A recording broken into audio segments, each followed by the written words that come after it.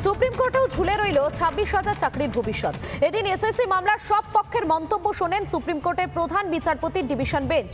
যদিও শীর্ষ আদালতের পর্যবেক্ষণ যোগ্য অযোগ্যদের আসল তথ্য জানা অসম্ভব, মামলার রায়দান স্থগিত রাখল আদালত।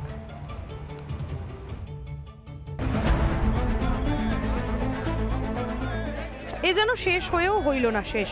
সোমবার এসএসসি মামলার শুনানি শেষ হলো সুপ্রিম কোর্টে, যদিও মিলল না সমাধান সূত্র।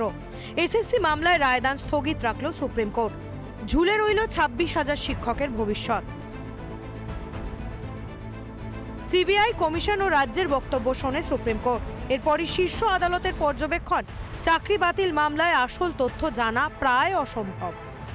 সুপ্রিম কোর্টে কমিশন জানায় তাদের কাছে র্যাঙ্ক জাম্প ও প্যানেল বহির্ভূত নিয়োগের তথ্য আছে, ওয়েমার্কশিটে কারচুপির তথ্য নেই। সরকারের আইনজীবীদের দাবি এত শিক্ষকের চাকরি বাতিল হলে ভেঙে পড়বে শিক্ষা ব্যবস্থা। যদিও সিবিআই চাকরি বাতিলের রায় বহালের পক্ষেই সওয়াল করেছে। দুর্নীতির শিকড় এতটাই গভীর যে শীর্ষ আদালতও মেনে নিচ্ছে আসল তথ্য জানা কার্যত অসম্ভব। তাহলে কি হতে চলেছে 26,000 চাকরির ভবিষ্যৎ? যোগ্য অযোগ্যদের আলাদা করা না গেলে কি সিবিআই এর দাবি মেনে প্যানেল বাতিল করবে শীর্ষ আদালত? কোন পথে আসবে সমাধান?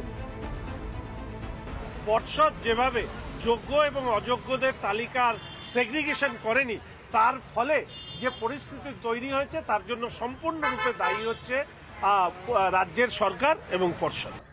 যৌবন বয়স সব কেড়ে নিল এই সরকার। মেনুর মতো করে লিস্ট তৈরি করে চাকরি বিক্রি করেছে। 2011 সালের পরে এই রাজ্যের সরকারটা আসার পরে তৃণমূলের সরকার একটা পরীক্ষাও দুর্নীতি ছাড়া হয়নি। চাকরির দাবিতে দীর্ঘদিন রাস্তায় বসে এসএলএসটি চাকরি প্রার্থীরা। এদিকে যোগ্য অযোগ্য আলাদাই করতে পারল না কমিশন। কি হবে 26,000 চাকরির ভবিষ্যৎ? কবে মিলবে সমাধান সূত্র? রিপাবলিক বাংলা। বাজেট অধিবেশনের আগে বিধানসভায় রাজ্যপালের ভাষণ নিয়ে বিতর্ক। বাংলায় বাজেট বক্তৃতা পড়ার সময় রাজ্যের আইন শৃঙ্খলাকে ভালো বলেই মন্তব্য সিভি আনন্দ বোসের। সেখানেই প্রতিবাদ বিজেপির। অবশ্য রাজ্যপালের চাপে পড়ে বক্তৃতার বেশ কিছু অংশ পাল্টানো হয়েছে বলে দাবি বিজেপির।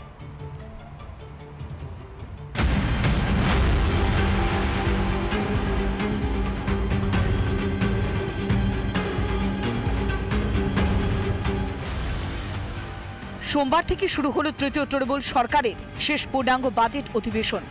প্রথামতই রাজ্যপালের ভাষণ দিয়ে অধিবেশন শুরু হয়, কিন্তু রাজ্যপালকে স্বাগত জানানো নিয়ে প্রথমেই সংঘাত। বিরোধী দলনেতা না যাওয়ায় মুখ্যমন্ত্রী বিধানসভার অধ্যক্ষ স্বাগত জানান রাজ্যপালকে। মহামান্য রাজ্যপালকে রিসেপশন দেওয়া যায়। মাননীয় মুখ্যমন্ত্রী আমাকে বলল যে রিসেপশনে মানে থাকবেন। আমি বললাম না, ওটা তো অধ্যক্ষের কাজ। বিধানসভার রীতি অনুযায়ী রাজ্যপালের ভাষণের বয়ান সরকার লিখে দেয় এবং মন্ত্রিসভার অনুমোদন পাওয়ার পরেই রাজ্যপালের হাতে ওঠে। কিন্তু এবার রাজ্যপাল নিজে সেই ভাষণে বদল করিয়েছেন বলেই দাবি করেন শুভেন্দু। রাজ্যপাল মহোদয়কে রাজ্য মন্ত্রিসভা যে বক্তব্য পাঠিয়েছিলেন রাজভবনে, তাতে কেন্দ্রীয় সরকার বিরোধী এবং রাজনৈতিক অনেক বক্তব্য ছিল। আমি ধন্যবাদ জানাচ্ছি রাজ্যপাল মহোদয়কে। তার বক্তৃতার আগে তিনি তার সেই বক্তৃতা ফিরিয়ে দিয়েছিলেন। যদিও বিরোধী দলনেতার দাবি খারিজ করে দিয়েছেন পরিষদীয় মন্ত্রী শোভনদেব চ্যাটার্জি। যে পাঠ করলেন আজকে তিনি, সেটা নিশ্চয়ই সরকারি চিরকালীন গভর্নর্স অ্যাড্রেসে যেটা বলেন সেটা সরকার লিখে দেয়। কোনো অ্যাডিশন অল্টারেশন থাকলে সেটা মানে রাজ্যপাল প্রস্তাব দেন, সেটা সরকার মেনেও নেওয়া হয়। আমার মনে হয় উনি এই প্রসিডিওরের কিছুই খবর রাখেন না। কিন্তু বিতর্কের এখানেই শেষ নয়। বাজেট অধিবেশনের ভাষণের প্রথম পাতার 5 নম্বর পয়েন্টে রাজ্যের আইন শৃঙ্খলার বিষয়টি নিয়েও প্রবল আপত্তি বিরোধীদের।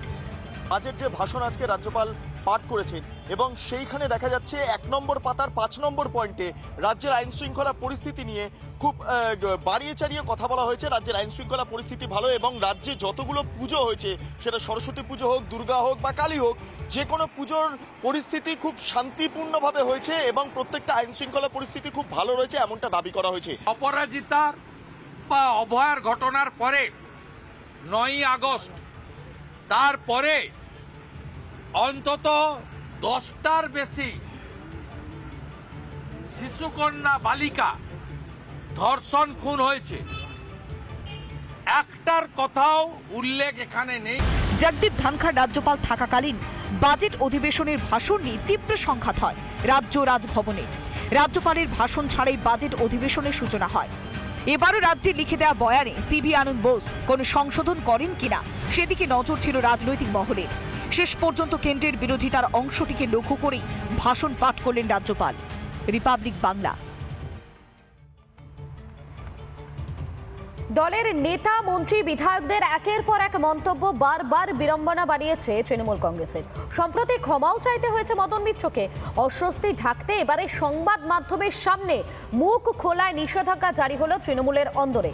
দলের শেষ কথা তিনি আরও একবার জানিয়ে দিলেন মমতা বন্দ্যোপাধ্যায়, কিন্তু তাতে কি ড্যামেজ কন্ট্রোল করতে পারবে শাসক দল?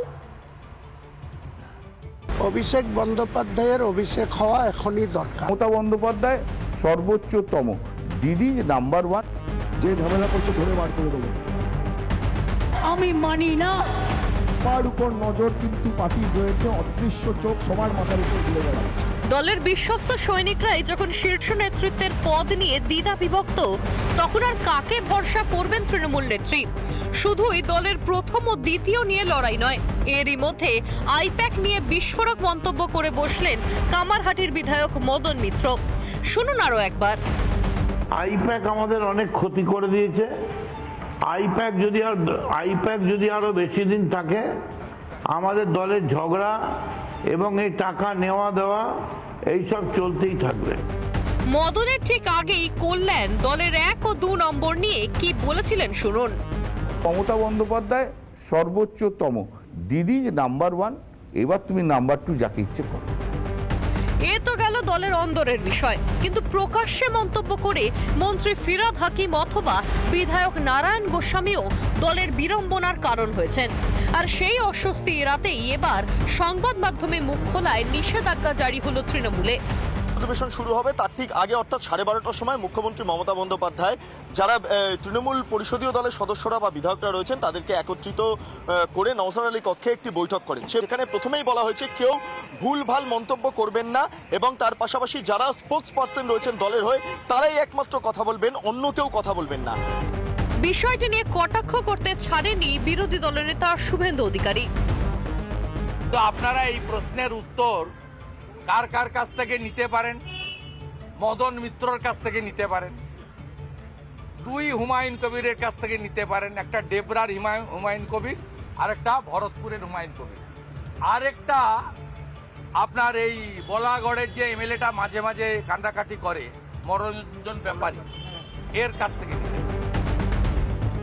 দলের তিনিই শেষ কথা। এই কথা কেন বারবার বলতে হয় তৃণমূল নেত্রীকে? দলের একটা অংশ সেকেন্ড ইন কমান্ড অভিষেক ব্যানার্জির দিকে ঝুঁকছে এবং প্রকাশ্যে সেটা বলছে বলে। তৃণমূলে অন্তর্কলহ ছিল, আছে, থাকবে, কিন্তু সেই কলহ ব্যানার্জি পরিবারের অন্দরে ঢুকলে কি দলটা বাঁচবে? রিপাবলিক বাংলা। নানা ধরনের কন্টেন্ট দেখার জন্য লাইক করুন, শেয়ার করুন আমাদের ফেসবুক পেজ, সাবস্ক্রাইব করুন আমাদের ইউটিউব চ্যানেল। পাশাপাশি অন্যান্য ব্রেকিং নিউজের জন্য অবশ্যই চোখ রাখুন রিপাবলিক বাংলায়।